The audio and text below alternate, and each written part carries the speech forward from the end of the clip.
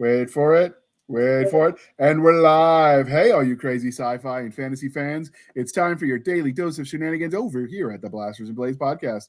Just a couple of nerdy veterans geeking out over our science fiction passions and fantastical fantasies. A place where magic is king, the sky is the limit, and space is the place. We are the podcast that puts the fun in dysfunction. So without further ado, first we got to address the monster in the room, the elephant in the room, whatever. There's something in a room somewhere. This is the beginning of season 4, and we appreciate you sticking with us through the season. You notice Stabby isn't here. Nick did not fire her, I promise. She still cooks. No, she's not fired. But we're filming this in December, and you know she has Christmassy housewife stuff to do. Apparently, that's her moonlight job when she's not stabbing Nick. So, well, I mean, she can't be all, ghoulish all the time. She loves Christmas, so it's like, oh, I see a different side of you in December every year. Yeah, but she takes Christmas to a goth level, so. Not as much as you think. Like right after Thanksgiving, she started getting in with like the Hallmark Christmas movies. I mean, like how many times can you see a city girl go out to the country and then dump her city boyfriend for the lumberjack who she happened to go to high school with? Yeah. From her little small town, All right. So as a nod to the wives and the ladies that listen, we might have to suffer through a Hallmark Christmas episode for season 4. Shoot me now. We've got 12 months to have the Hallmark Channel crash and burn and fall apart, right? It's never going to fall apart. No, but fingers crossed. Who knows? Yeah. All right, sir. With that out of the way, dear listener, dear viewer, thank you for coming back for a 4th season. It means a lot to us. Seriously, from the bottom of our cold, dead hearts, we love you all. And with that being said, Arnold Montgomery, can you please introduce yourself to our listeners and viewers at home? Sure, no problem. And JR and Nick, thanks for having me on. I'm really excited to be here and to be a part of your show. And I am Arnold Montgomery. I'm a retired Army officer, retired about a little over, probably about 10 or 11 years ago. And knew I'd wanted to be a writer a long time and had a lot of those ideas spinning around. And then finally, one day I just sat down and started writing and was lucky enough to come up with something that a publisher liked, my friends at Three Ravens Publishing, and it's titled Battlefield, Missouri. And it's a story about, well, it's I guess you'd call it a techno thriller with a little bit of paranormal thrown in, but it's not your real. Most techno thrillers or most terrorism movies that you see, it's Washington D.C., it's New York, it's the Super Bowl, it's L.A. Well, I put my scenario in a different place, in a place that most people haven't heard of, and I think that's why it's a little bit different. And I think people will like it because of that. Once they understand it. So, but the book goes live on December 8th, and I'm really looking forward to it. I hope people like it because I really only wrote it for one purpose: to entertain. I just wanted people to have a good time reading it, and if they do like it, that's just wonderful. I've got this a sequel pretty much in my head, thinking about, and I've got another techno thriller that's I've probably half to 3/4 done with that one, that I'll hopefully get out. And again, just wanted to tell a story and allow people to get escapism and have fun, here. So hopefully that's what'll happen, on December 8th. So you have mentioned that you were in the military. So we're going to go a little bit out of order, but we ask all of our veterans that turn authors these questions, or creators these questions, because not everyone's an author anymore.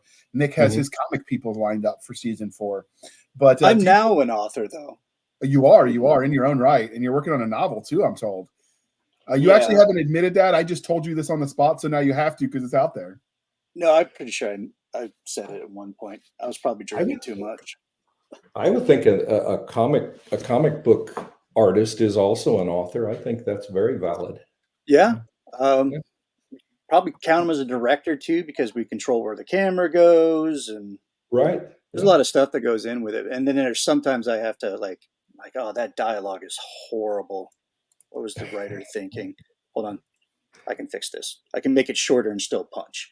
So, do you feel like your time in the Army affects the way you tell stories? That unique perspective? Certainly, because I guess one of the, and you guys probably know this too, is it seems like people don't, 99% of the people in the United States, unless you're a veteran, they don't know anything about it. You know, I mean, I've had people think that in my career, I lived in a tent my whole career. You know, I mean, hey, you were in the Out on military. bivouac. Yeah, you must have loved camping. Oh, No, I they hated ruined camping for me. that's It why did ruin camping. that's why I joined the military, because I loved camping. No, so I guess as I, you know, when I read books or I watch Hollywood movies that somehow include the military, unfortunately, I almost always notice what's wrong or what's impossible or, you know, what could never happen. And so as I wrote this book, I tried to be as realistic as possible, but still be entertaining. You know, I mean, I wanted it. So I guess in saying how I tell a story, I guess I try to tell a story that a non-veteran would read and say, "Oh, well, that's how it really is." You know, I mean, you know, we don't jump out of airplanes with no parachutes on, and you know, that type of stuff. And I mean, we don't go into buildings and with, you know, one magazine kill 100, you know, enemy. You know, just that stuff just doesn't happen. It happens in Hollywood. It doesn't happen, you know, in real life. So Actually, sir, I have it on good authority that there is one special super secret MOS in the Army that can kill 100 people with one magazine of rounds. Oh, what's that? Is that a joke? The cooks. Oh, the cooks. Death from within. Death from within. See, the way it works is the once they eat the food, they just beg for the bullet so they can end it themselves. Yeah. It's like, oh my God, it's worse than Taco Tuesday at Taco Bell. I don't want to be terrible, but do they still call the cooks spoons? Yeah. They did when I was in, but I got out in 07 officially as medically retired. Oh, okay. And Nick, when did you get out?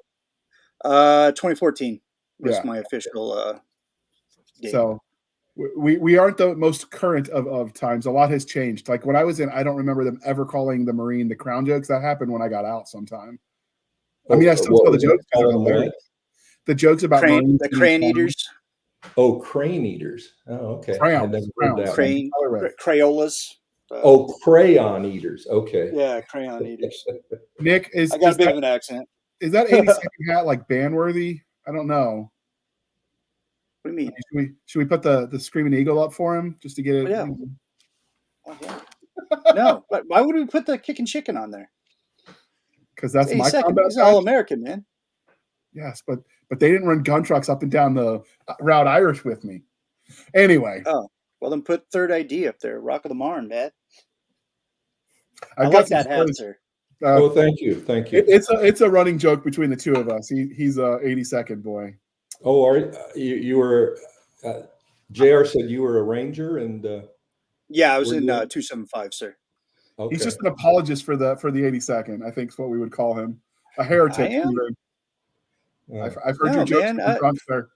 No, do not make me say things to this man, this colonel. Yeah. I'm going to regret about the 82nd Airborne. There's a rivalry between 275 and the 82nd. Yeah. Anyway, all right. Before we bore our audience who has no idea what the hell we're talking about, and I'm just trying to start a fight for the fun of it, so I could grab the popcorn. It didn't work. Nick didn't take the bait, people. No, I have not taken the bait. You can't control me anymore with emotions, JR. I've reached Zen. Zen. So Arnold, when you write now, do you ever draw from people you served with when you write characters? Oh, Sometimes, I mean, I take pieces of people that I've served with, and kind of maybe combine them together. But I read a lot. I'm a voracious reader, and so I get a lot from the books that I read, and then I also read a lot of nonfiction about World War II and primarily World War II. So I Same. take a lot of things from those books, and I think if you guys ever read Band of Brothers or you saw Yes, sir. the Band of Brothers serial, the TV show, Well, I mean one of the scenarios that I put in the book was similar to what happened to what one of the officers did in Band of Brothers, basically where he had to charge through the battlefield to get to a beleaguered unit, and I mean that stuff just impresses you so much. You read about something like that and you're like, oh my gosh, I have to write something similar, because that's just, astounding. And then the Rangers in Somalia, where they literally had to run out of the Moog. end of the battle. I mean, the Pakistanis came in and put the wounded in the vehicles, and there wasn't enough room. Okay, we got to run out off the battlefield a couple of miles. You read about things like that in real life, and you're just like, oh my gosh, I have to somehow put that something similar into a book to emulate that, as well as the strange stuff. I mean, I'm sure you guys have a million weird stories of what happened to you in Iraq, and things again that no veteran would never understand.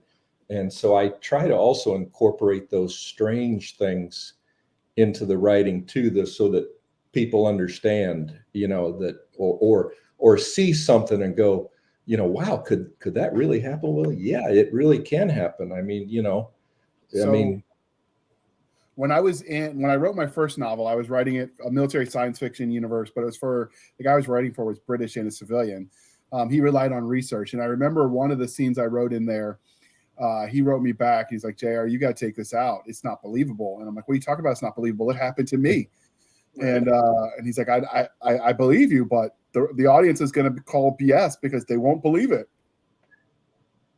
Yeah. So I had to take some of that stuff out there. I remember we were doing one of our right seat rides, and we still had the what's the polite way of saying, the armor we added ourselves. The derogatory terms we used to say it are no longer politically correct, but we had the armor we did ourselves in 05. And I remember I leaned down to light my cigar at the same time the driver leaned down as we were driving to grab a Gatorade from the cooler, and an RPG went through our window out in one side and out the other. Oh. Literally like half a second's difference. It hit something enough that lights, because it's RPGs, if you don't know, it's the impact that sets them off. So it just had to ding the glass a little bit and it would have exploded and we'd have been no more. Yeah. Like literally that was I should have played the lottery that day. Yeah. And those stories aren't that uncommon. I could name 100 of my friends that had similar calls. I've got 2 RPG stories that nobody in the civilian world believes. Yeah. Yeah. I could still hear that whistle in my sleep. It is very distinct. It was in the morning. I was in the latrine doing my morning constitutional, and an RPG round went right through the window, which was sandbag, went right through that, didn't explode, banged off the wall by the entrance and spun around. The guys are coming in, they're like, oh, what's going on? And because there was like shower curtains for the doors, and I lean over and I'm like, well, we're not dead. you guys have got me beat. I have not had that close a call with an RPG. I was in Desert Storm, and we were probably 100 miles in Iraq at this point, and we had found a unit, and we were loggering with this unit. And it was, 10 o'clock at night. And so I'm literally standing outside my vehicle getting ready to rack out. And I look up just happened to look up, and we were in the middle of a sandstorm, and I happened to look up, and an artillery burst, a shell burst, an air burst happened. Oh, I'm guessing 500 feet over this battalion. Oh, wow. And nobody else saw it. Nobody heard it. There was no noise, but it was, I swear, it was an artillery airburst. And what do? You just, well, I guess I got to go to sleep, So, I mean, it's just things that people don't know that happens in wartime. Yeah. So that makes me, this is going to lead into the next question, but it makes me, some of those experiences when you see in the movies where the almost death scene happens and they have the most perfectly crafted, witty response. Yeah. And I'm like, no, they're going to say something base and stupid. Like the time I went to the porta potty, realized there was no toilet paper in there and I forgot mine. So I left to go back to my truck to get my toilet paper. I was maybe 25 yards from the porta potty when a mortar round landed in the porta potty. And you would think if this was Hollywood, I would have had something super cool. And all I could think was that'd have been a shitty way to go. Yeah. Yeah. And that's about the extent. That's better than what Hollywood would have put out. I know, because it's not believable because of that kind of stuff, right? Yeah. Just like that scene. Have you seen that famous New York Times picture where the guy's out on the firing line in Afghanistan wearing battle rattle, no clothes, but he's wearing the Heart boxer shorts? Yeah. That famous picture. Like, if you wrote about it and you didn't have the picture, people were like, "Oh no, that didn't happen." Yeah. Yeah. Happens quite a bit. Yeah. So, which leads me to the question. We've talked about how, all of us, our service kind of impacts how we think about the combat type stuff in books. Has it affected the way you engage with content, be it stories, movies, comics, all the things? Your time in the Army? What do you mean by engage with content? You mean as a reader, player of the games, watcher of the movie. So as someone who's consuming it instead of creating it. Yeah. Well, I mean, I struggle sometimes with watching a realistic or if it's a real documentary on what was going on in Afghanistan or what was going on in Iraq, and they're taking casualties, I really can't watch that anymore. Yeah. Me neither. Yeah, because I mean, I finished my career and then, literally a couple of years later started getting sick. And, you guys have talked, I think, and others where you deal with PTSD stuff. I don't know if I had PTSD or I have PTSD or it's something different, but I definitely was struggling mentally with anxiety and depression, and I found that I really I just couldn't watch soldiers being hurt. If I could watch a World War propaganda movie that was like I said, the things that don't really happen, I could handle that. Because I knew it wasn't real, but anything that approached real, I struggled with that, especially if it was with injuries. So like I've never seen the movie The Hurt Locker, and a lot of the others that have come out recently. I haven't seen them, and I don't really know too much about them, but. I can watch something fun, but I try to watch things that make me happy versus something that'll make me sad. So and even my reading, even though I'm reading a nonfiction book talking about World War II, if they start going into how the POWs were treated or casualties they suffered, and sometimes I'll flip through those pages quickly to try to get away with that. But if I can get where it's talking about somebody's heroism or somebody's great idea and how they did something, well then I'm fine, then I'm okay.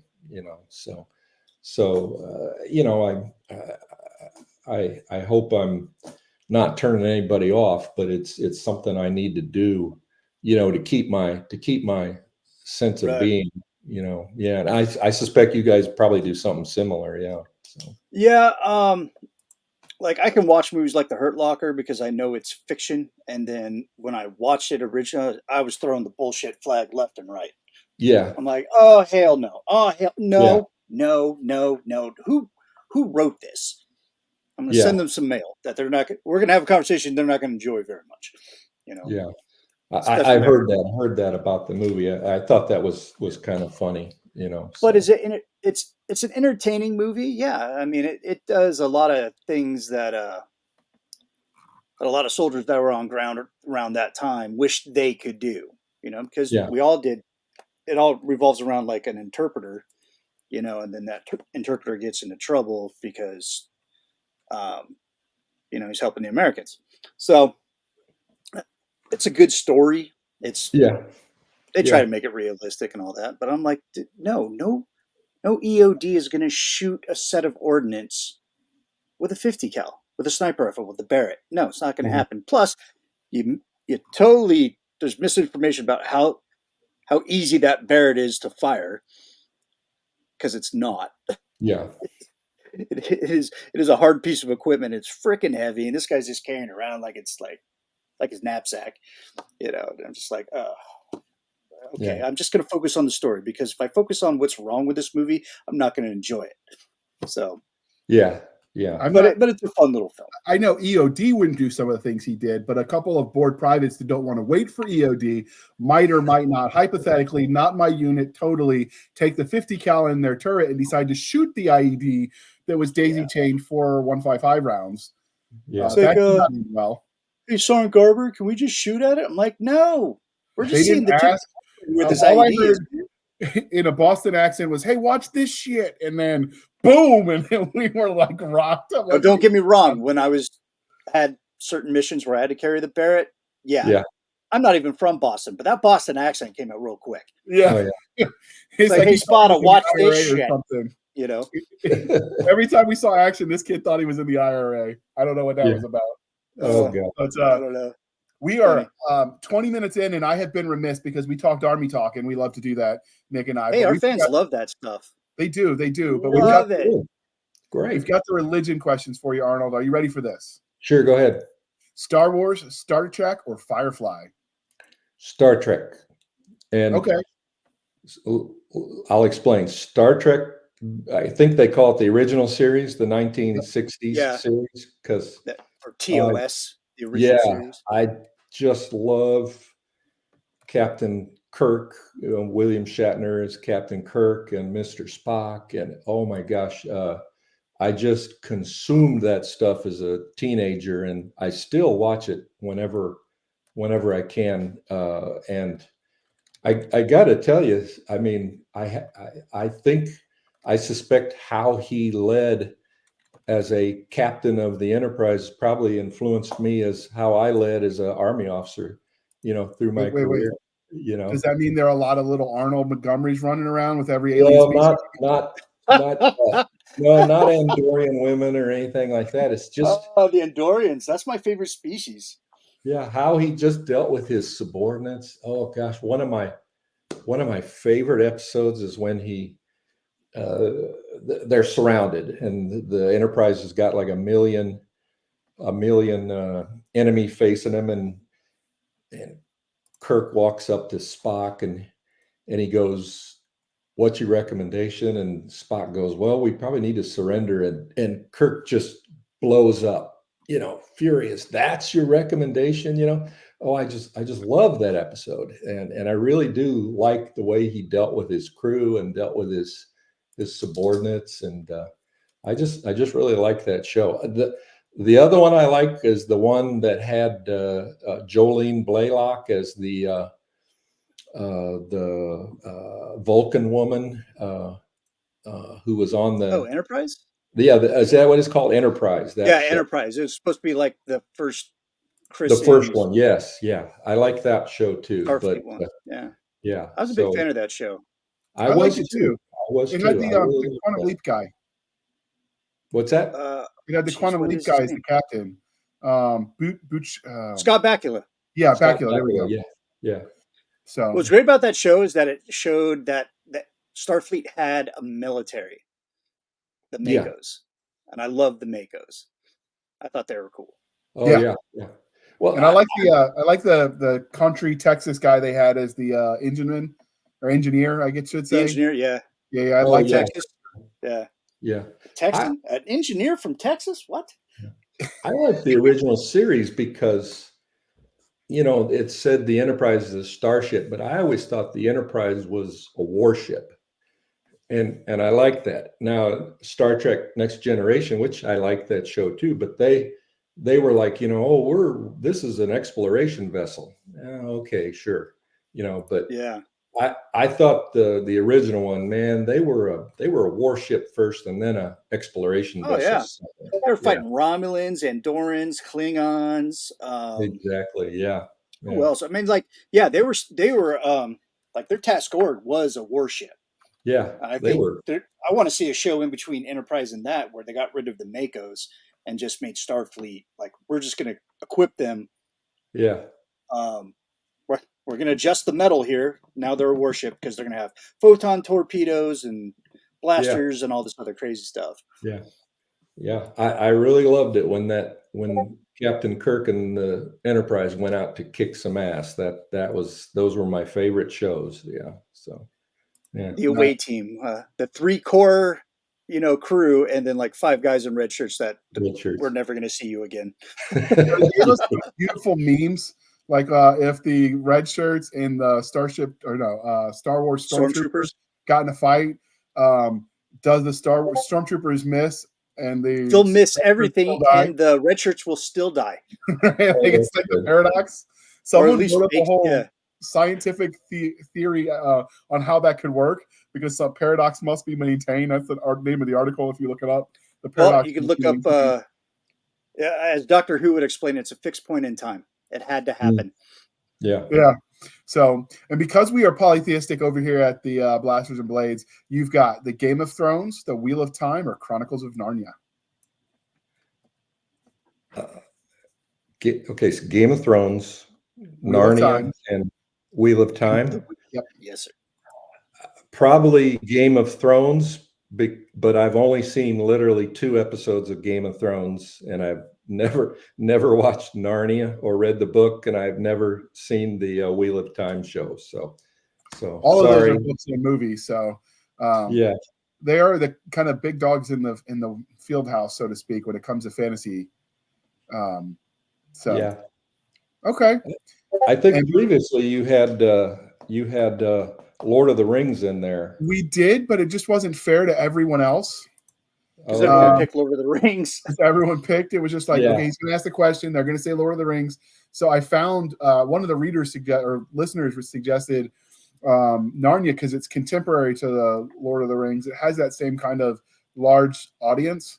Because we were looking mostly for iconic that they could engage with in either film or print because it made it sort of more inclusive to our audience. Whereas if you just pick some obscure book that they might not have heard of if they're not super readers, or the same if you go like art house films, it doesn't really like get the point across. So, all right, now the most important question for you, sir. Are you ready for the last one? Sure. Because we are civilized human beings here at the Blasters and Blade podcast, we are no longer knuckle-dragging troglodytes. Coffee or tea, and how do you? Well, ish, and the ish is doing a lot of heavy lifting. Coffee or tea, and how do you take it? Caffeine-free sweet tea. I'm not again my deteriorating body. I'm not able to handle caffeine anymore.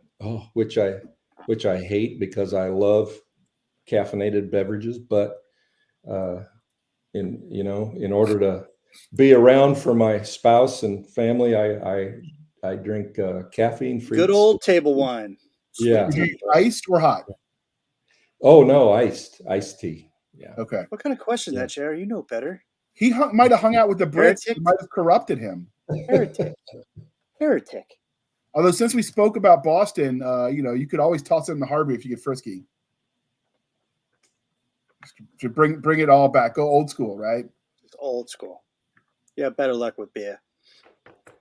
Yeah. So do you drink beer, or are you not able to drink that anymore either?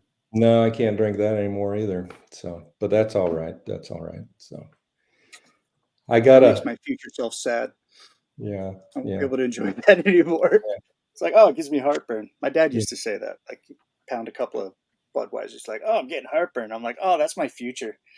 That hurts. All right. Well, before we dive into talking about the book that brought us here, since Okay. we're kind of at the halfway mark, we're going to actually remember the commercial this time, and we're going to roll that beautiful footage.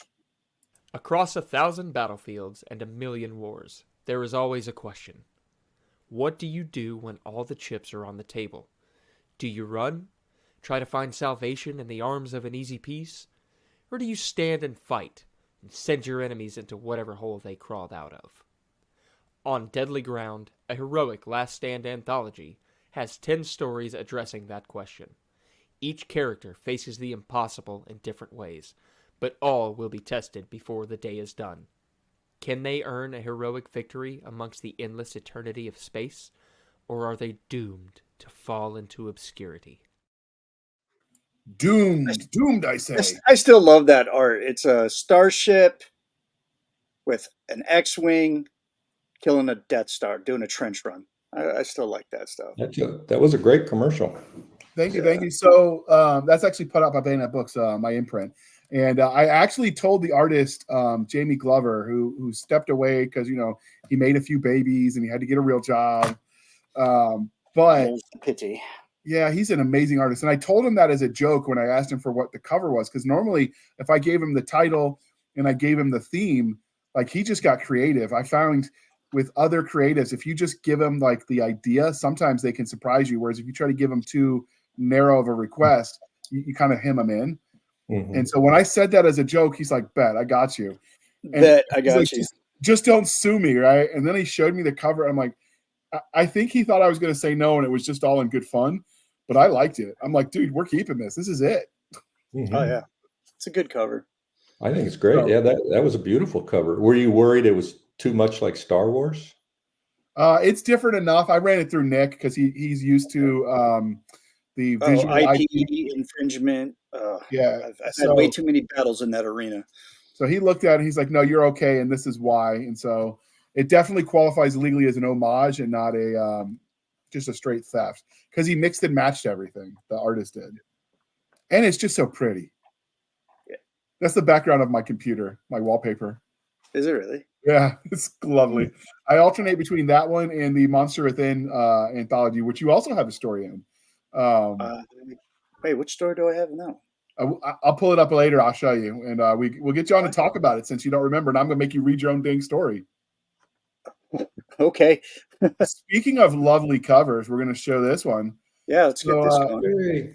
I understand you did not use the in-house cover artist, the Three Ravens, fine affiliate of the Blasters and Blades podcast. Have you had a special source make your cover? So can you tell us the story of this piece of art? Well, that basically, my daughter did it for me. My daughter is a graphic designer, pretty good graphic designer, and I told her what I wanted, and I'll kind of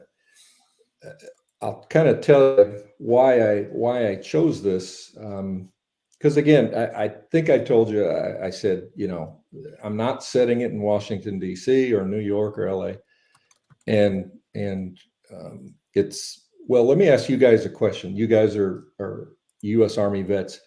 When you guys were in Iraq, were you aware of the depots that existed, the Army depots that existed in the United States that were sending you Humvees and ammunition and medical supplies? I knew they existed because I had to sign for some of that stuff because I was escorting convoys. If you were infantry in Iraq after the initial invasion, the joke was you were either hooking or cooking, you were running convoys, or you were working in the DFAC, checking IDs. The convoy escort platform, hooking or cooking. I know I'm really creative that way, people. But and so we saw some of the names, but nothing I'd ever heard of, to be honest. Yeah. It's not something they really talk about. I mean, everyone's heard of demos for like where they buy the bad stuff that's been out processed and you can buy it as a civilian. Yeah. Is that what it's called, Nick? You know what I'm talking about? Is it demos? Demos? What's the acronym? I can't. They've changed them like 90 times since I've been. Yeah, they do. I think for a while they were called DRMO, Defense. Yeah. That's it. Yeah, DRMO. yeah. I don't know what. Oh yeah, they're called today. Dermo. Yeah, but so and you guys did you guys like serve with Iraqis when you were over there? I Any did. Iraqi fighters? Yeah. Yeah, I had, military trying to train. yeah, the Wolf Brigade was ones that were always attached to us. They were kind of like their special forces. Yeah. Okay. Or Rangers maybe, because they weren't doing anything all that special. They were doing special stuff with us who were doing special stuff. So had to vet them a lot, before we would take them on. Yeah. And I don't know, by the end of it, like we trusted each other with our lives, which was that's good. Was not on my bingo card in 2004. So sure. Yeah. Well, I mean, I've got tours in Korea, and I served in Germany, and I've served with in actual Korean army units, and I served with the British and the Germans. And when I was in my tour in Germany, I was in the Bosnia operation. Nice. And I got to go around and I got to see former Soviet bases, and I got to see former Yugoslav bases and Hungarian bases, which was at, only a few years prior were part of the Warsaw Pact. And so I quickly realized that, our enemies really can't hold a candle to us. We use the term near peer. I don't know if you guys have heard that, but Yes, sir. they talk about Russia and we talk about China as near peers. Well, after in my career, what I got to see of my enemies, I don't think they're near peers. And I think this Ukraine war is proving that out. I mean, I don't know, maybe China will surprise us, but Russia and Ukraine proved that Russia is not a near peer. Three U.S. Army divisions over there would solve that crisis. Oh yeah, in about 2 months probably. Yeah, or 3 less. heavy mixed brigades done in 24 hours. Right, exactly. And the same with our allies. I love our allies. I mean, I love the Brits. I love the Germans. I love the South Koreans and the Japanese. But even they have a hard time keeping up with us. Right. So as I started formulating my scenario of a techno thriller, I kind of was saying, any of our opponents who wanted to really, really have a chance of slowing us down wouldn't try to come at us head on, but would go to our heartland and go after our depots, our ports, right, our airfields, and just try to, that's the only way they can slow us down. They can't stop a combined arms brigade. They can't stop a mechanized division. They can't do it. They can't stop our F-15s and F-35s and F-22s. So the only way an opponent could come at us and possibly be successful, I think, would be to come after our internal strategic logistics capabilities. And so that's how I wrote this book. And it also didn't hurt, the fact that I was writing what I knew, which is, depots.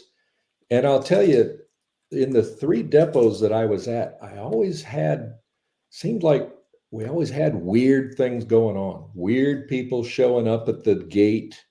A crisis might be happening somewhere, and next thing you know, I got some weirdos at the front gate, and so I always had this in the back of my mind, man, I sure hope those are just a bunch of weirdos and not, somebody related to a Spetsnaz team or something like that. Now, luckily, they all turned out to be just a bunch of weirdos. But so that's how I formulated, my book, is that basically somebody figured out, let's try going at the United States this way and see what we can do. Also in those 3 installations, I commanded, I had one in Kansas, I had one in Utah, and I had one in Missouri. They all had strange animals.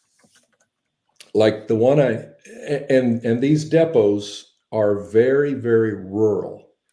They were built that way in World War II, because in World War II, we literally, in 1940 and 41, we literally thought the Germans were going to come up to the coast and bombard us with 16-inch, shells off of battleships.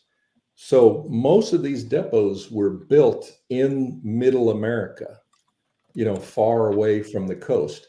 And they're very, very rural, most of them, because again, they had ammunition or they had the needs for large areas and things like that.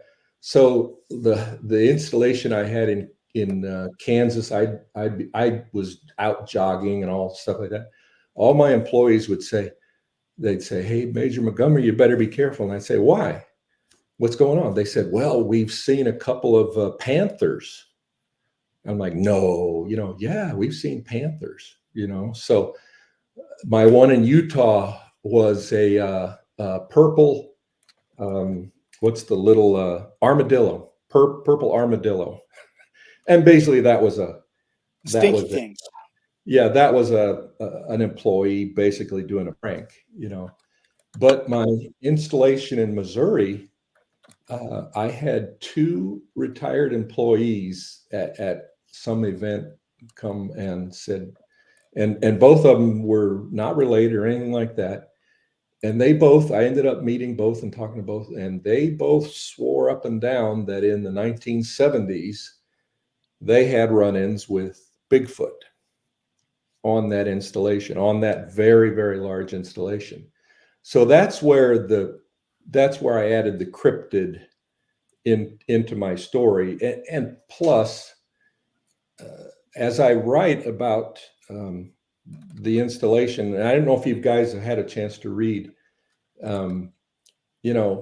basically these installations are secured with, 9mm sidearms and shotguns. Yeah.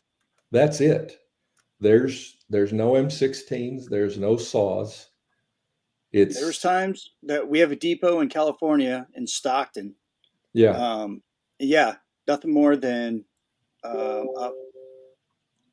9mm at the gate, show them your ID card, go through. That's exactly no higher defense. Yeah.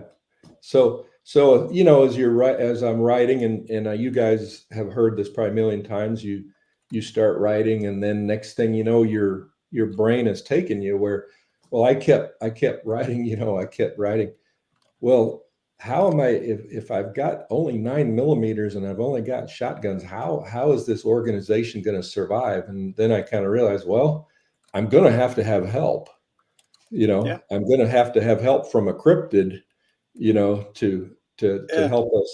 to help us survive, So that's how I incorporated that into the book. So, but it was just a lot of fun, writing, and because I think I kind of educated people on this is what these places are. They're massive, massive places, and the hogs, the wild hogs, that's all true. They're overrun with wild hogs, and we would spend a lot of time and effort to try to kill these hogs. And we have, my installation that I had in Missouri, it was either the number 1 or number 2 largest railroad in the Department of Defense. I mean, people don't realize that stuff. So I kind of brought that out, and I think I hopefully set it as setting it into this scenario. I've kind of hopefully will intrigue people, because it's not New York City, it's not Washington D.C., it's not rural America. Yeah, it's not the Super Bowl. It's something different. And then my protagonist, Captain Jack Black Eagle, he has to figure out how survive and defeat these terrorists, as well as keep his family safe. And and when I was there in these installations and I had these weirdos showing up the gate, I was thinking these things. What I did was I made sure I was very, very good friends with the local law enforcement. I tried to contact the local National Guard, and make sure, hey, this is who I am. Why don't you guys come train? I've got 45,000 acres here. Please come train with me, so that I had these connections that I can, hopefully in case of an emergency, deal with, some type of situation, but unfortunately that never happened, but it was definitely fun writing it that way. So. Nice. So that actually gives you plenty of room for humor too. I don't know if you remember, there's a couple stories where guys would like try to prank their friends with the Bigfoot stuff. And then they end up like the friend's like, oh, hell no, grabs a shotgun, thinks Bigfoot is real and takes his friend out. Or the girl that it was her boyfriend and she rode him over in the car. Your friends messing around on base where people had guns we're lucky, I should say. Yeah. Hopefully, I don't know. Who knows if Bigfoot is real, if Sasquatch is real? But these two guys who were retired, they were absolutely certain that what had scared them, what they saw, they were convinced it was real. So now I had a dozen other people saying no way, but these two individuals, they were absolutely convinced, telling me, Colonel, it was real, and it scared the hell out of me. So it was fun. It was a lot of fun. So do you think you might lean more into the cryptids and go more into the paranormal fantasy if you take this into another book? Because you mentioned looking at writing the sequel. Yes, I think I'm going to. I think I'm probably going to have the same mix though. So I think the next book is probably going to be, Jack Black Eagle doing his protagonist things, and he's going to be fighting bad guys, and then I think there's probably going to be a cryptid somewhere around there who's concerned and is going to possibly help, or I don't know, maybe hinder Jack in the next scenario. So and again, the reason I titled it is Battlefield Missouri. I suspect, again, it's still all in my head, but I suspect the next one is going to be titled Battlefield Iowa. Ooh. So I'll just, again, I'm trying to think, again, it's probably not going to be New York. It's not going to be Washington, D.C. It's not going to be the Super Bowl. It could possibly be Iowa. So. Well, that's more realistic because those are usually soft targets, and our enemies would go for a soft target. I don't care if there's cryptids in it or not. But that they're going to hit the soft targets. Exactly. So that's why it's always unbelievable when I watch, like we watched like some of the Die Hard movies, and it's always DC. Like you said, it's the major metropolitan areas or major political areas. It's like, nope, that's too hard of a target. Like I'm good at what I did, and I wouldn't even touch those things. Oh yeah. Did you see? There's plenty of room for what's really been happening. Sorry about that. They actually had people randomly, and they think it might have been a group preparing for something, just show up at some of the power inverter stations and just start shooting at them to take them down. Oh yeah. And there's plenty of room. And then you hear stories like from guys that were in Bosnia where they were guarding the line between two opposing factions, and they didn't have any bullets in their rifle. They had an empty magazine to look intimidating to prevent an international incident. And so they would have had to run backwards to the guardhouse or whatever to get the one magazine. It was Barney Fife-esque. Yeah. And so I could see that in the U.S. soil being even worse. Because in theory, you've got cops. Yeah. Yeah.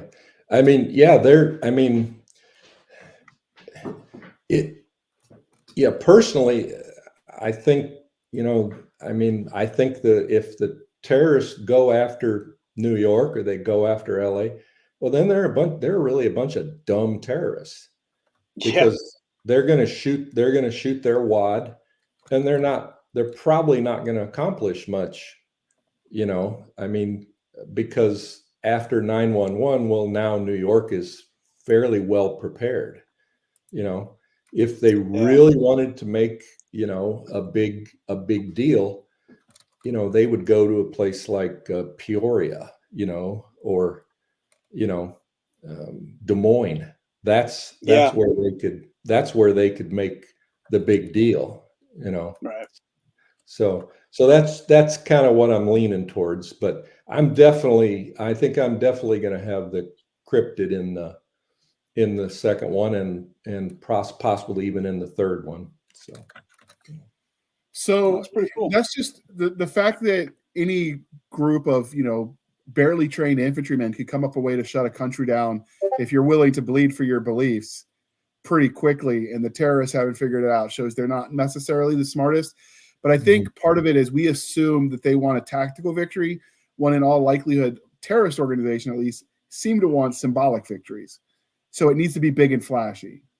Yeah, that's true. Which is why the DC sniper, that wasn't the trademark. That was a one-off instead of the towers and the attempted bombing before in the 90s. I mean, it was because it was flashier. So yeah, and I also think modern military, we're a product of the post-Vietnam generation. So guerrilla warfare is more in the training lexicon than probably it used to be.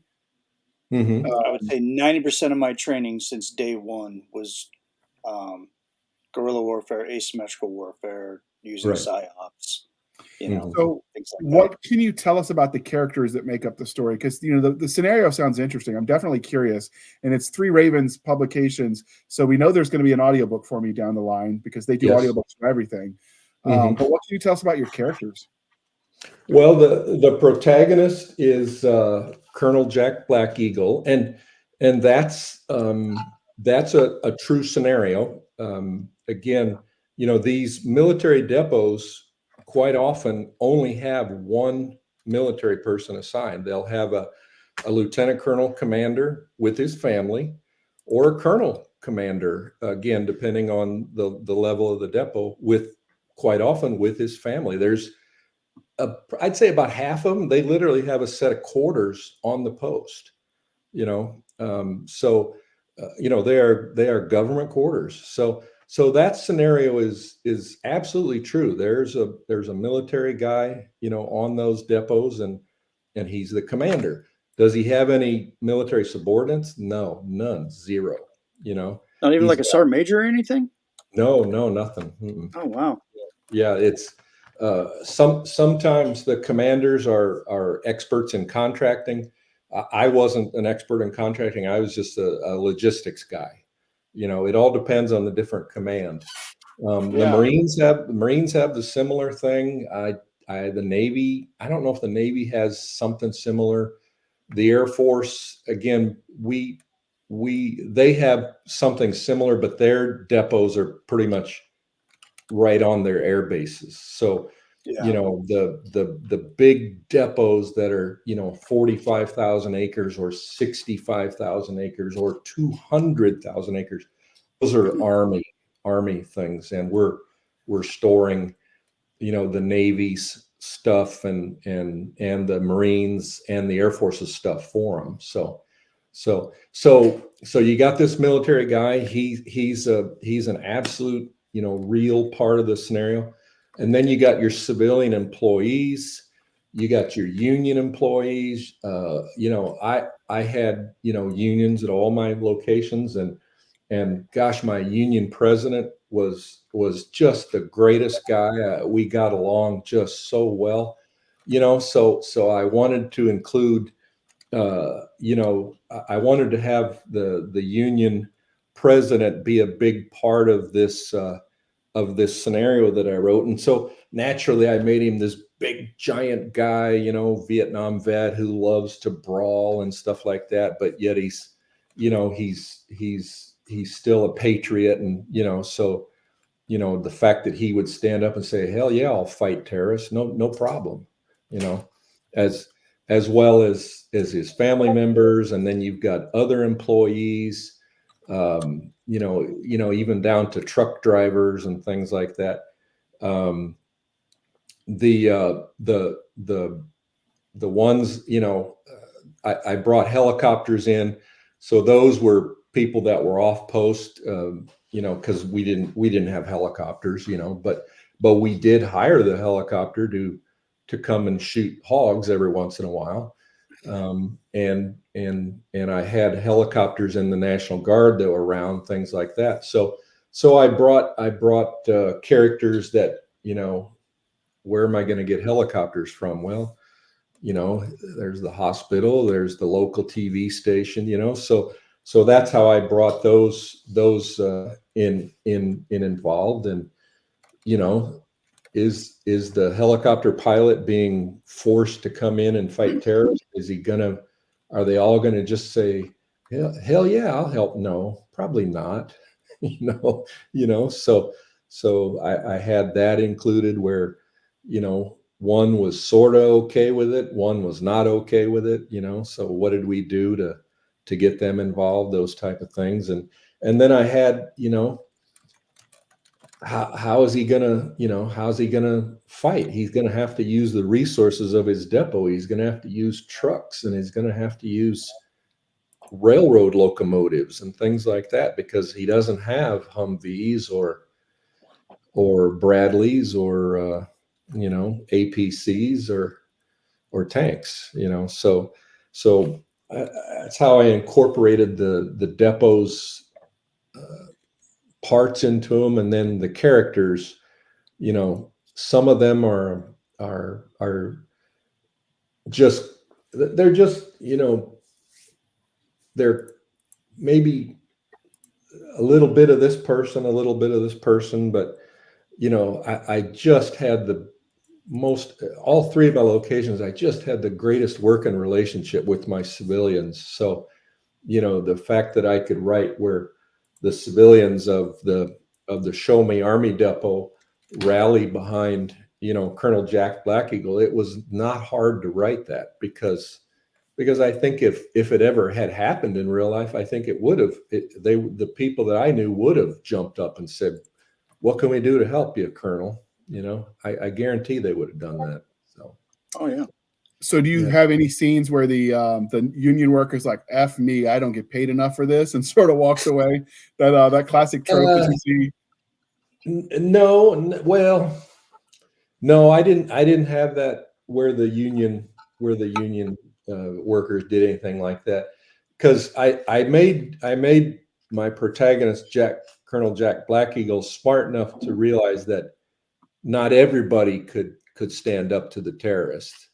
He was able to pick and choose and get what he needed, and then the others, he just said, I'm gonna keep you guys in a safe location, so, because I mean, I think that's what would really happen. Yeah, I mean, you would obviously, you can't take the 70-year-old union employee and say, let's go, because I did have 70-year-old union employees. They aren't the ones you want running, towards the terrorists. But yeah, you're not going to ask them to like, hey, kid up and grab a rifle.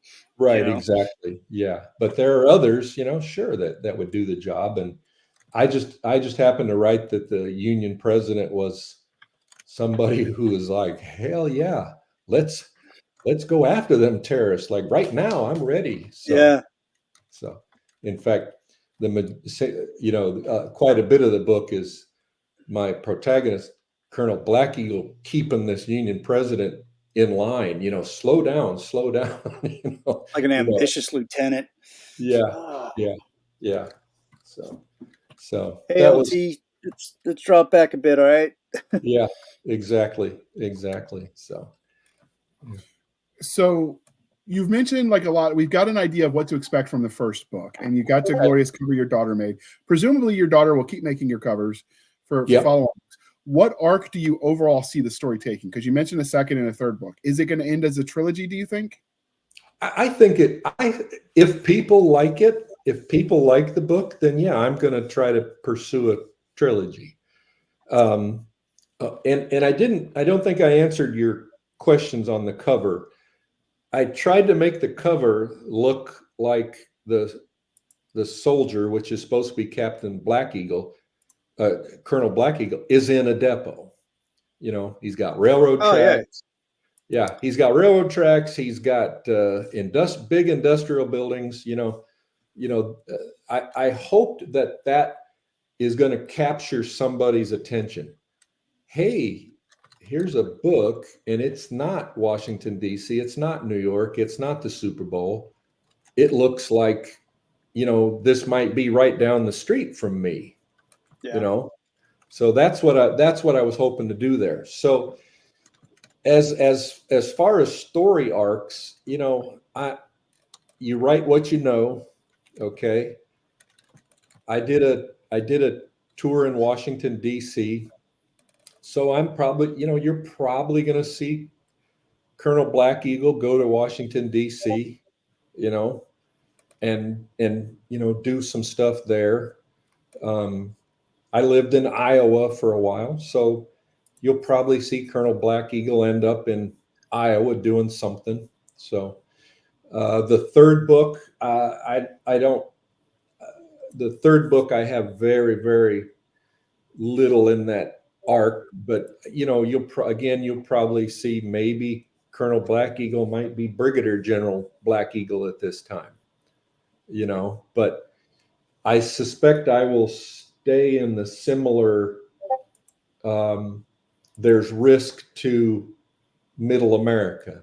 Probably Right. stay in that particular vein.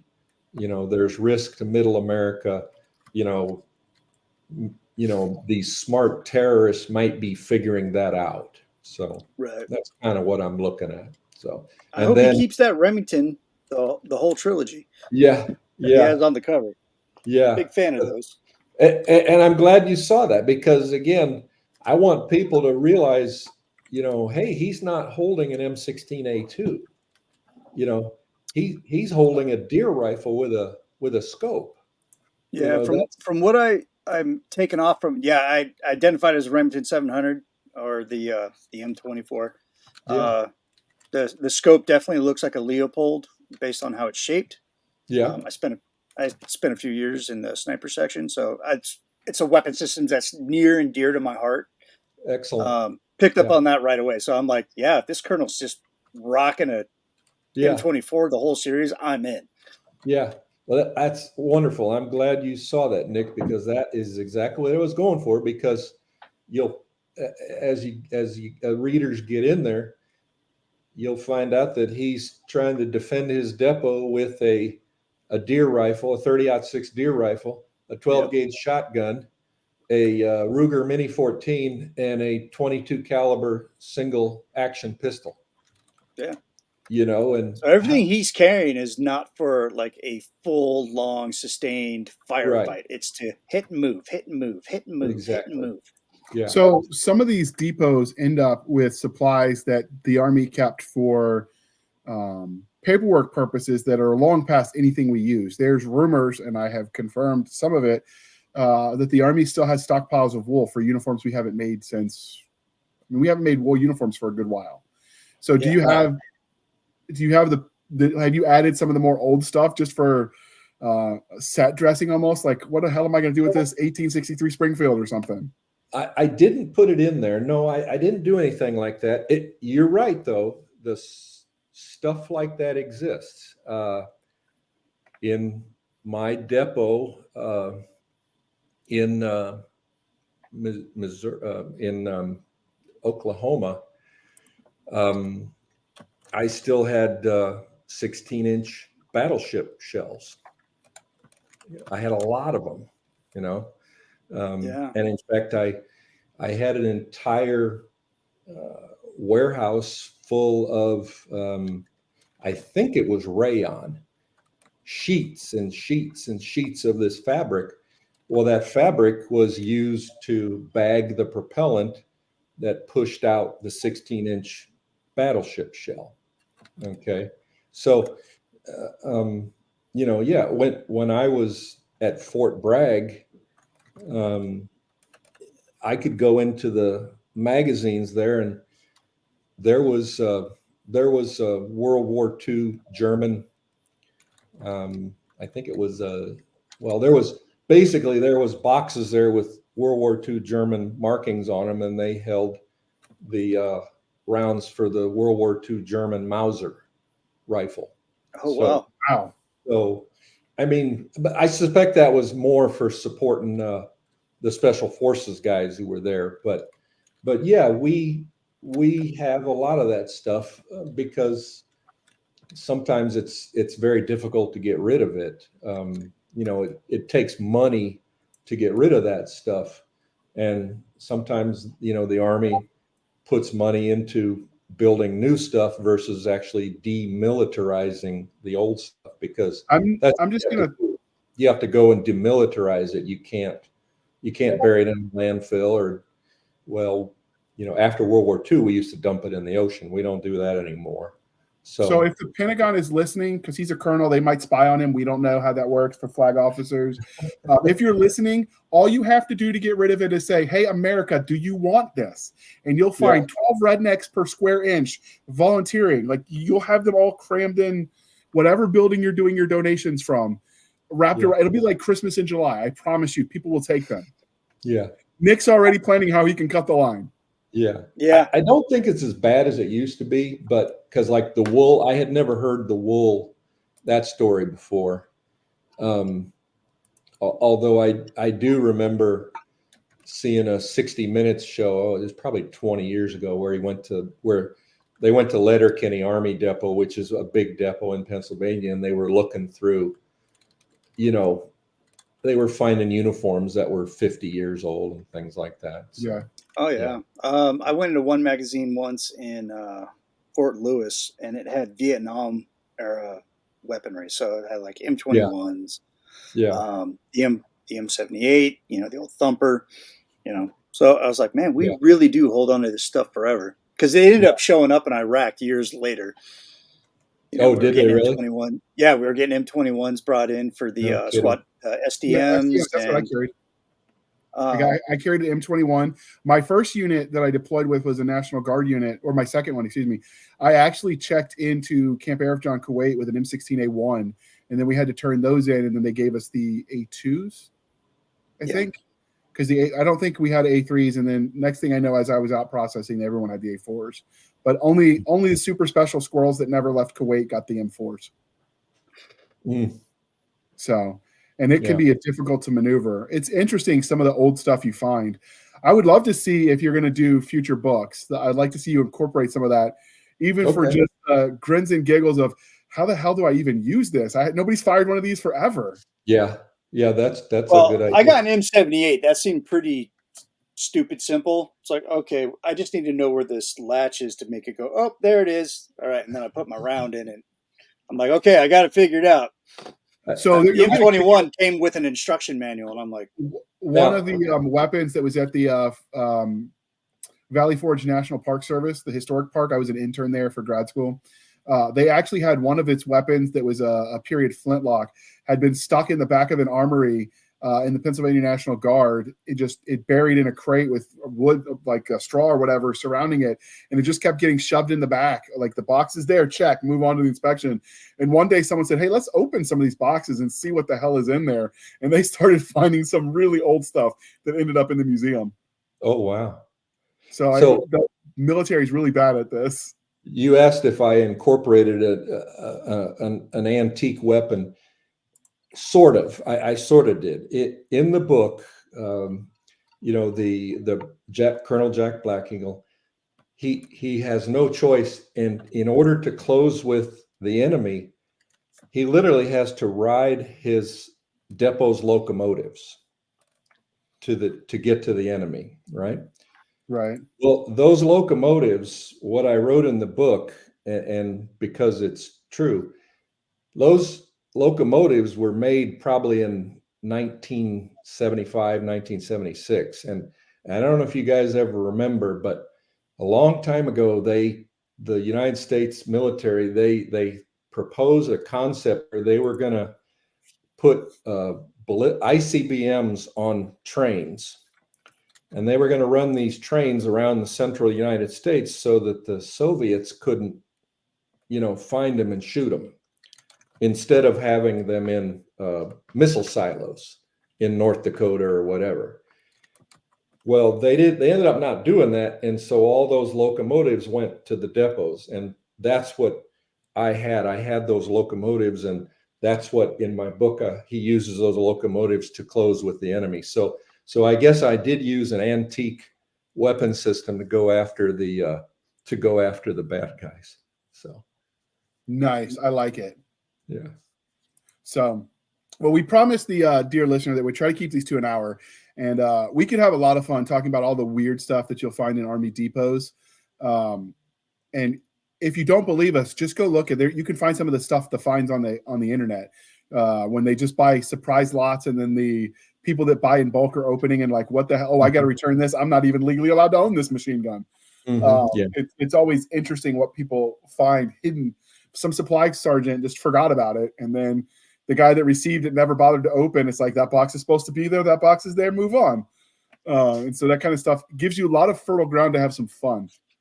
I mean, could you imagine using a blunderbuss on those terrorists with some rock from the gravel just right in front of you? Like, that could be hilarious. And if you do it, they have to scream tally ho just for like ambiance. Right. Exactly. Yeah, it's on the instruction manual. Absolutely. It's in the dash 10. There probably is still one floating around from back then. It would not surprise me. No. But with that being said, you mentioned that you're going to write the sequel to this and take this out to a trilogy. Are you writing anything else at the moment? Yeah, I'm writing like I said, I've got a techno thriller that is probably again maybe half to 3/4 done, and I'm trying to write that. I guess I'm trying to capture in that all the stuff that we're seeing in Ukraine nowadays. I'm trying to capture a conflict that would occur, and trying to show what warfare might be like 25 to 30 years from now, with I mean, the drones that are happening, the drone warfare that's happening in Ukraine right now, is really I guess you'd say it's the infancy, and a lot of it is off the shelf and stuff like that. Well, what might that look like 30 years from now, in a near peer conflict? So I'm working on something like on that, and I'll tell you, I'm struggling because I think I have to literally be more creative. I'm probably being too conservative. I'm writing and I'm saying, no, they wouldn't be doing that in 30 years. And then I'll sit back a while. I said, yeah, they probably will be. They probably be way beyond. So I'll write something and then I have to go back and rethink it and say, I think I need to relook this and make it, so that, I mean, I don't want to be science fiction, but I don't at the same time want to short, what this Ukraine war is showing us in terms of, drones and artillery and targeting and things like that. So hopefully I'll have that, I don't know, done in a year or so. I tend to write in the winter because I live in Illinois, in Western Illinois. I'm about a mile from the Mississippi River. And I'll tell you, January, February, and March, I really don't like to go outside. It's just so cold here. So that's when I spend most of my time writing, when it warms up, then I go out and I'm working on I have a little hobby farm and I'm working on my farm, or I'm working on my garden and things like that. So hopefully I'll have that done in a year or so. Nice. All right. And where can listeners find you on the internet? And then we will link to all of your social medias in the show notes. Okay. Well, I'm on Facebook. I'm on Twitter, which is now called X. I'm on Instagram. I need to, again, I won't have anything really on. I don't want to put anything on until the book goes live on December 8th. But I also need to set up a website and get some other things going. But that's the three things right now.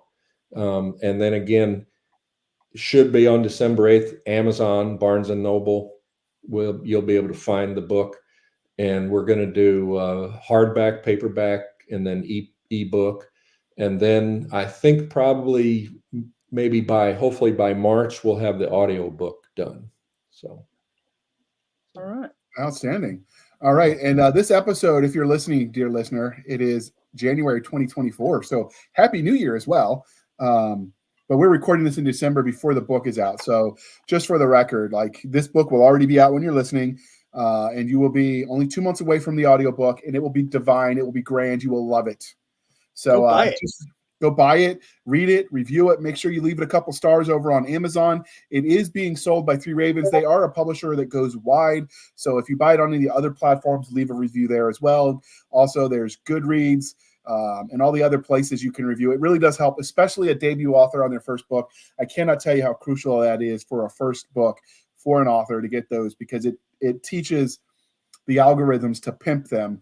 And when that's your first book, there is nothing else for the algorithms to go by. So, so it really does help. So please be kind and speak your mind on the reviewing platforms. Thank you. And with that being said, you can find us over on our Linktree, linktr.ee, Linktree/Blasters and Blades podcast, where we link to all the things, the bit shoots, the rumbles, the Twitters, the emails for professional and business purposes only. We link to our Blasters and Blades Facebook group and Facebook page.